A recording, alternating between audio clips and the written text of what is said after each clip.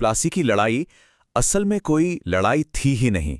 ये तो भारतीय इतिहास की सबसे बड़ी, सबसे गहरी साजिशों में से एक थी। एक ऐसा सौदा, एक ऐसी डील जिसने हिंदुस्तान की तकदीर को हमेशा हमेशा के लिए बदल कर रख दिया। तो चलिए आज इस पूरी कहानी की परतों को खोलते हैं। मशहूर इतिहासकार के.एम. पणिक्कर की ये शब्द इस घटना की पूरी सच्चाई बस एक लाइन में बता देते हैं। ये कोई जंग में मिली जीत नहीं थी, ये तो एक ट्रांजैक्शन था, एक ऐसा लेन देन जिसमें एक पूरे मुल्क की आज़ादी को ही दांव पर लगा दिया गया। 18वीं सदी का बंगाल, जिसे यूं ही नहीं सोने की चिड़िया कहते थे, व्यापार हो या खेती, ये प्रांत इतना अमीर था कि मुगल, मराठे और अब अंग्रेज सबकी गिद्ध जैसी नज़रें इसी पर टिकी थी। ये मुगल सल्तनत से नाम के लिए जुड़ा था, पर असल में एक आज़ाद और बेहद अमीर रियासत बन चुका था। देखिए, मुर्शिद कुली खान ने बंगाल को एक मजबूत, आज़ाद पहचान दी।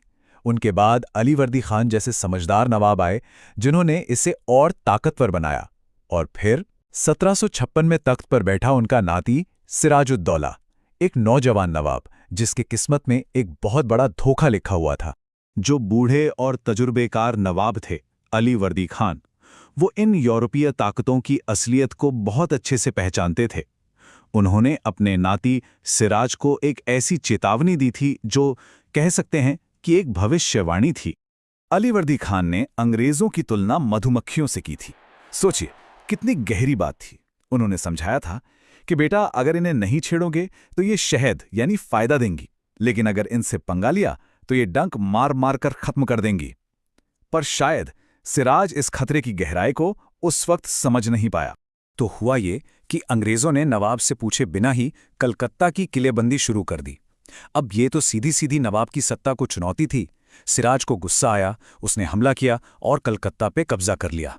और बस यहीं से एक ऐसी कहानी गढ़ी गई जिसे अंग्रेजों ने अपनी साजिश का सबसे बड़ा हथियार बना लिया।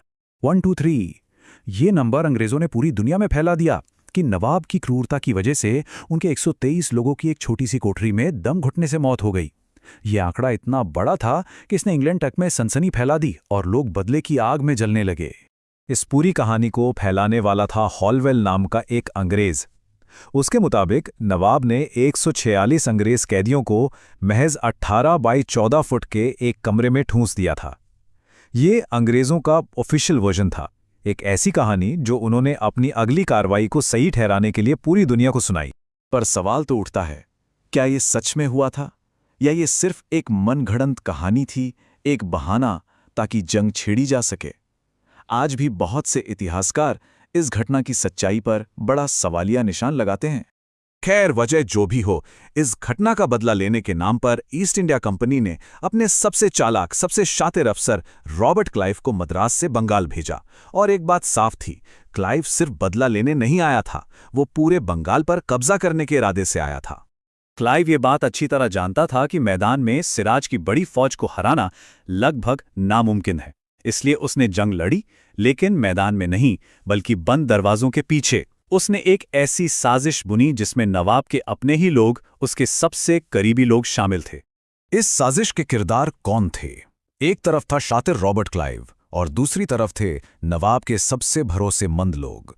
उसका अपना सेनापति मीर जाफर, बंगाल का सबसे अमीर बैंकर जगत सेठ और एक और बड़ा कमांडर राय दुर्लभ। इन सब ने मिलकर अपने निजी फायदे के लिए अपने ही राजा और अपने ही मुल्क की पीठ में छुरा घोंपने का फैसला कर लिया था।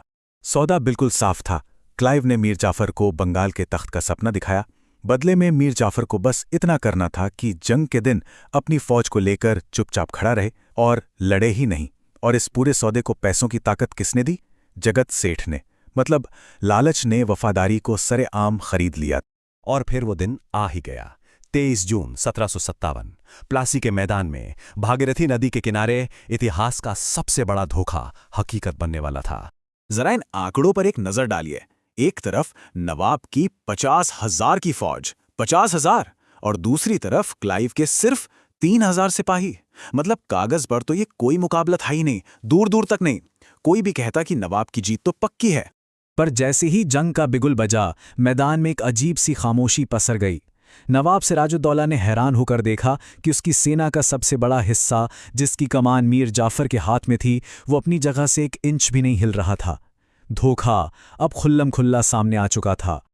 फिर क्या था, कुछ ही घंटों में खेल खत्म हो गया। ये कोई जंग थी ही नहीं, ये तो महज एक नाटक था। सिराजुद्दौला को पकड़ लिया गया, बाद में उससे मार दिया गया और मीर जाफर को वादे के मुताबिक बंगाल का नवाब बना दिया गया। साजिश कामयाब हो चुकी थी। मीर जाफर को नवाब की गद्दी तो मिल गई, लेकिन वो सिर्फ एक कठपुतली था जिसकी डोर क्लाइव के हाथों में थी। प्लासी की असली कीमत तो पूरे हिंदुस्तान ने चुकाई। ये गुलामी की वो पहली किश्त थी जिसने आने वाले 200 सालों का अंधेरा तय कर दिया। तो हम घूम फिरकर पन्नेकर की उसी बात पे वापस आते हैं। ये कोई जंग नहीं, ये सच में एक सौदा था। एक ऐसा सौदा जिसमें चंद लोगों के लालच ने एक पूरे साम्राज्य को, एक पूरे देश के भविष्य को अंग्रेजों के हाथों बेच दिया। प्लासी के इस एक धोखे ने ईस्ट इंडिया कंपनी को बंगाल का बेताज बादशाह बना दिया, और यहीं से भारत में ब्रिटिश राज की वो मजबूत नींव पड़ी जो अगली 2 सदियों तक हमें जकड़े रही। एक साजिश ने इतिहास का रुख हमेशा के लिए बदल दिया। तो एक सवाल मन में आता है ना? सोचिए, अगर उस एक दिन मीर जाफर और जगत सेठ ने अपने लालच के लिए अपनी वफादारी का सौदा न किया होता, तो क्या भारत का इतिहास, हमारी दुनिया कुछ और होती? ये एक ऐसा सवाल है जो आज भी इतिहास के पन्नों में गूंजता है।